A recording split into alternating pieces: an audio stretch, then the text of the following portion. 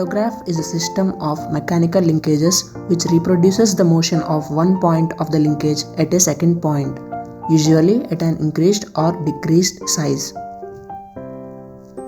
Pantographs are used for reducing or enlarging engineering drawings and maps, and also for guiding cutting tools over complex paths.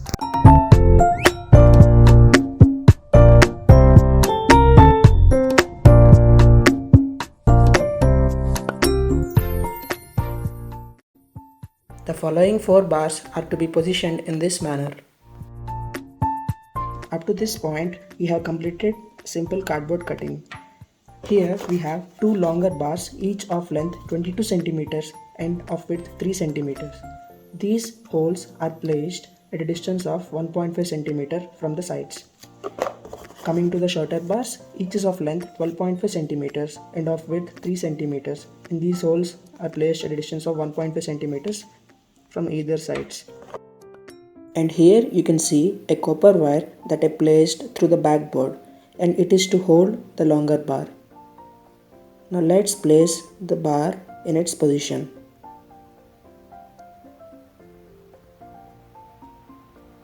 Now simply clamp the wire so that you can restrict its upward movement. Now let's assemble the other longer bar. Here I'm gonna use these pins to hold 2 adjacent bars together. The pin acts as joint.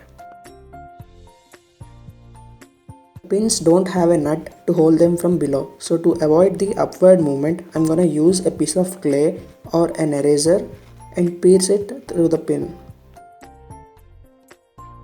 Now let's work on the shorter bars.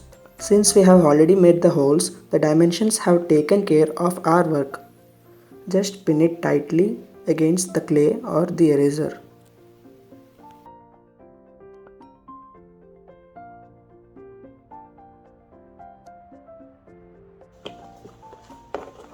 And that's done. We have fixed the joints on the sides that we need, and the longer bar is fixed at this side. Now I want to demonstrate an example like how this mechanism is used. Here goes your source image, and this is where you'll place your blank sheet. This is my source image. I have to place it over here, but before that I need something to mark it over. I'm using a toothpick.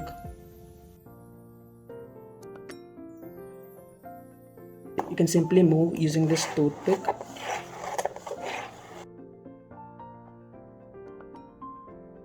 Now place your blank paper under this bar.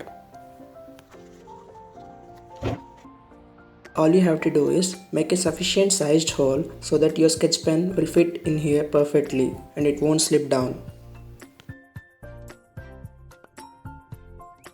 Once we have completed this step, now we can try out an application of Pantograph's mechanism.